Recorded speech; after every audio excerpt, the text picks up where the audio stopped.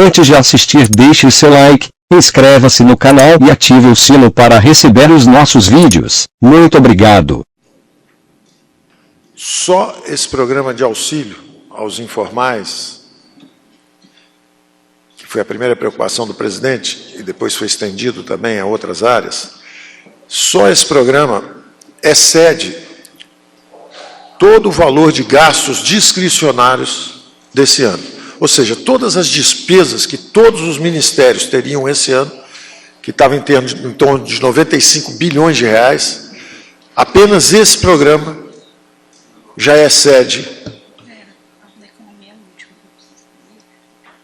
esse valor previsto. Isso para dar uma ideia da magnitude da ameaça que avançou sobre a saúde do povo brasileiro. Então, o presidente Bolsonaro, desde o início,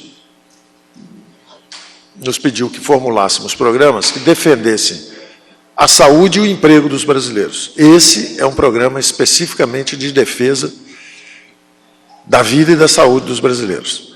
Então, se aproxima de 100 bilhões de reais. O total, já mobilizado por nós, passa de 3,4% do PIB. Ou seja, o déficit primário já atinge 6% do PIB. O déficit estrutural, por um lado, estava em 2,6% do PIB, com a queda da arrecadação. E, por outro lado, nós já avançamos 3,4% do PIB em medidas emergenciais, fazendo um total de 6% do PIB de déficit primário, o que reflete a magnitude do esforço do governo do presidente Bolsonaro para combater essas duas ondas que avançam sobre o povo brasileiro. A primeira onda, a da saúde, que o Mandetta tem advertido, e a segunda onda, a da economia, a ameaça de depressão, de recessão, que pode chegar a uma depressão, que é o alerta que o presidente já tem dado. O presidente tem dito: vamos preservar as vidas, vamos defender a saúde do povo brasileiro, mas vamos olhar também a segunda onda que vem lá na frente, que depende da nossa reação, que é essa onda de queda da atividade econômica. Então, logo que iniciou-se a crise, nós recorremos a medidas emergenciais, primeiro as infraconstitucionais, depois avançamos para as constitucionais, e essa última medida, que foi inclusive objeto de um debate muito grande, né, se era necessário uma PEC ou não, nós tínhamos duas alas no Ministério da Economia, duas alas, cada uma muito ciosa dos seus deveres, são recursos públicos, né? Nós devemos uma prestação de conta e completa transparência sobre isso, então é muito importante que fique claro. Quando o ministro Alexandre Moraes, pelo Supremo, numa decisão monocrática, diz que podem avançar nos gastos, isso aconteceu no fim de semana. Na segunda-feira, nossa ala jurídica, completamente alinhada com o ministro Alexandre Moraes, disse: vamos avançar. Mas a ala econômica, que estava trabalhando há semanas com o presidente da Câmara, numa PEC emergencial, numa PEC de guerra, a equipe econômica estava trabalhando há semanas com o presidente da Câmara. Então, essa ala da economia disse: olha, nós precisamos também respeitar a regra de ouro. Se por um lado a garantia do ministro Moraes nos dizia que não precisávamos mais nos preocupar com o resultado primário ou com os gastos, por outro lado, gastos dessa magnitude, de 6% do PIB, gastos formidáveis por qualquer padrão, em qualquer lugar do mundo, de um caráter inteiramente extraordinário, evidentemente eles exigiriam um endividamento. E a regra de ouro diz que você não pode se endividar para financiar gasto corrente. Então, os economistas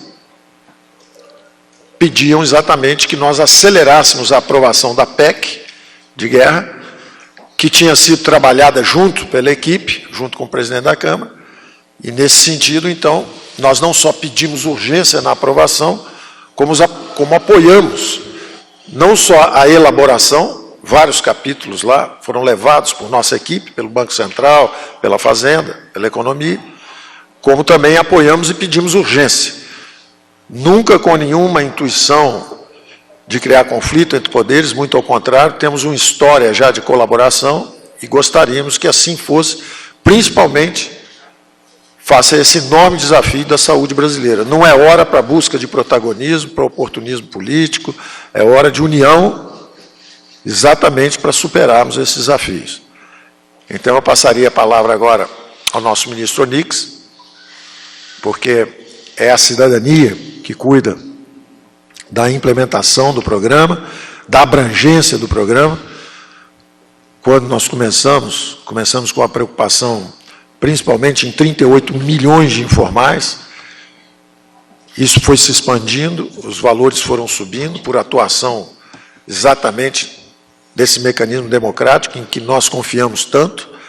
A Câmara foi ampliando um pouco a abrangência do programa e, ao mesmo tempo, o próprio presidente puxou o valor para R$ 600 no final, e nós consideramos, então, que com esse gasto, e eu repito, que é maior do que toda a programação anual, quer dizer, em 3 meses nós vamos gastar mais do que toda a programação anual de todos os ministérios. Os 95 bilhões de despesas discricionárias que nós tínhamos. Daí, essa magnitude dos programas, que já passaram dos 800 bilhões e possivelmente vão chegar a quase R$1 trilhão ao longo das próximas semanas ou meses, é por isso que nós precisamos não só dessa blindagem jurídica, mas também dessa blindagem legislativa, e que nós estamos muito seguros, a decisão do presidente foi que nós vamos avançar, e nós estamos muito seguros que até pela manifestação pública do Congresso, do presidente da Câmara, do ministro Supremo, ministros do Supremo, de que tudo isso, toda essa união em torno desses objetivos ocorrerá. Quer dizer, se nós tivéssemos aprovado na segunda-feira, um dia logo depois da medida do ministro Moraes, ou se fosse amanhã ou depois da manhã, depois da aprovação da PEC em si, a PEC de guerra, isso em si não afeta o cronograma físico. O que acontece, essa liberação, o que ela faz, se fosse segunda-feira ou se é hoje, é a liberação do caixa. Por isso que eu disse, se aprovar, em 24 horas sai a licença, a sanção presidencial. Tanto que o presidente decidiu ir avante, e nós também na economia decidimos ir avante, nos alinhando com a linha jurídica, e dizendo, vamos seguir mesmo antes da entrega da PEC. Embora a PEC, se fosse antecipada, também ajudaria a próprio grupo da economia a se sentir blindado para fazer manobras tão colossais, porque são manobras colossais. Nós estamos falando já de 300 bilhões de gastos. Quando você soma, não só, são 100 bilhões só dessa medida de ajuda emergencial. 100 bilhões só disso. Aí tem mais 88 bilhões para estados e municípios. Aí tem mais 50 bilhões para a complementação salarial. A empresa que quiser ou não puder pagar o salário completo, o governo vai e, em troca da manutenção do emprego, nós pagamos uma parte. Aí tem mais 40 bilhões de FOPAs, de folha de pagamento salarial, que são créditos também na veia, para que a empresa diga, olha, eu gostaria de manter emprego, só posso pagar um salário mais baixo. Tudo bem, o governo completa o salário. E, por falar nisso, mesmo para manter o emprego, mesmo a parte que eu devo pagar, eu também estou sem recurso. Não tem problema, está aqui o crédito para te dar o capital de giro para você pagar também essa parte, direto no bolso do trabalhador. Então, quando você soma isso tudo, já chegou a 300 bilhões, mais o déficit estrutural que já existia, então são números colossais. Daí a necessidade de nós avançarmos com segurança jurídica e segurança legislativa. E eu quero dizer, inclusive, que nós no Pacto Federativo já tratávamos do protocolo da crise, como o presidente da República, como o presidente da Câmara, como o presidente do Senado, presidente do TCU, presidente do Supremo, governadores, como eles têm que se entender regularmente sobre isso. E, naturalmente, uma calamidade pública dessa magnitude, nós tínhamos desenhado um plano de emergência fiscal, uma calamidade pública dessa, por necessidade, requer um protocolo de crise.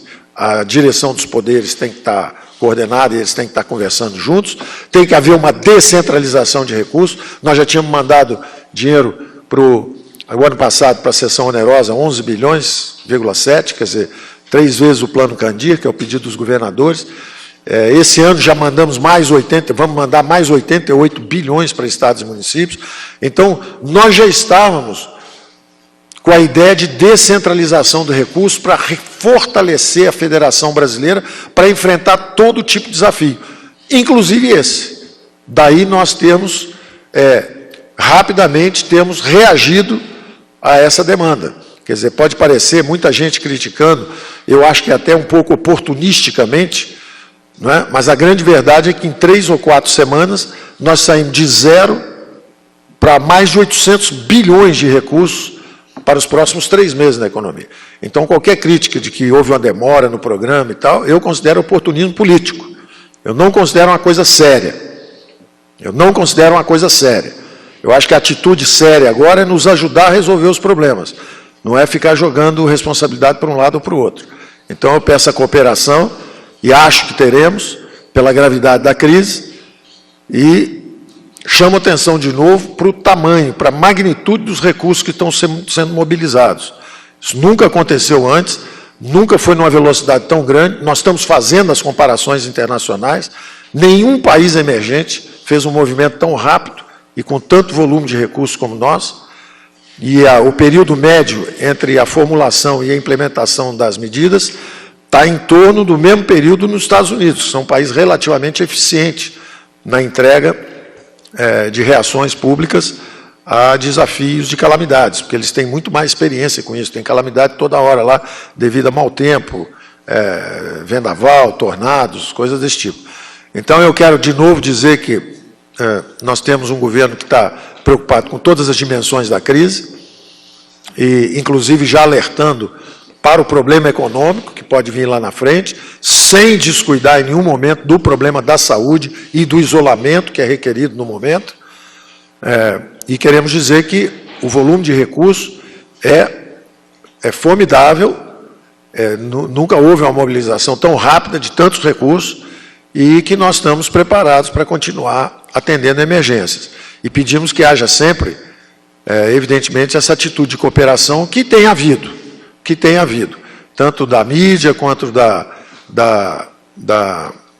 do Congresso, que tem nos auxiliado a lidar com a crise. Eu peço que justamente haja um espírito agora de união realmente em torno desse lema de que nenhum brasileiro será deixado para trás e que a defesa da saúde e do emprego dos brasileiros está acima de quaisquer diferença. Daqui a 3, 4 meses, nós superarmos essa crise, atravessarmos o problema de saúde, podem voltar de novo com o barulho natural de uma democracia. Pode todo mundo chutar todo mundo de novo, começar a brigalhada, todo mundo atacando todo mundo, mas primeiro estamos todos juntos, porque juntos somos mais fortes.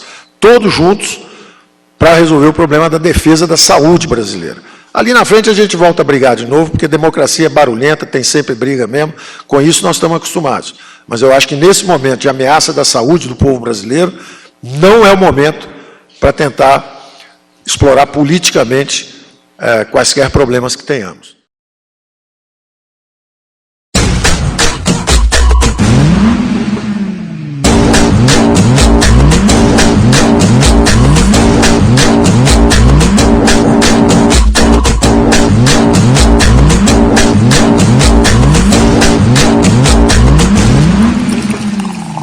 Ela só anda de Ferrari. Ferrari, coisa igual nunca se viu. A bolsa dela da Chanel vale mais de 20 mil. Ela é celebridade, tem jatinho, tem iate, e nos finais de semana curte um funk na boate. O perfume dela é índio, mano, ela só porta grife, e as amiguinhas dela é só gata de elite. Camarote, área VIP, ela fica à vontade, manda descer a champanhe e faz festa de verdade.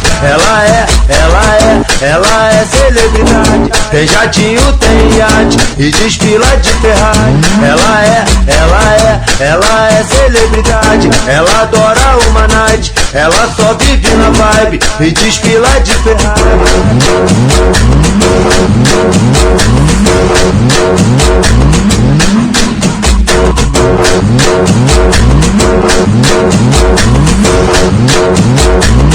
Ela só anda de Ferrari, coisa igual nunca se viu. A bolsa dela da Chanel vale mais de 20 mil. Ela é celebridade, tem jatinho, tem iate, e nos finais de semana curte um funk na boate. O perfume dela é índio, mano, ela só porta grife, e as amiguinhas dela é só gata de elite. Camarote, área VIP, ela fica à vontade, manda descer a champanhe e faz festa de verdade. Ela é celebridade, tem jatinho, tem iate, e desfila de Ferrari. Ela é celebridade, ela adora uma night, ela só vive na vibe e desfila de Ferrari.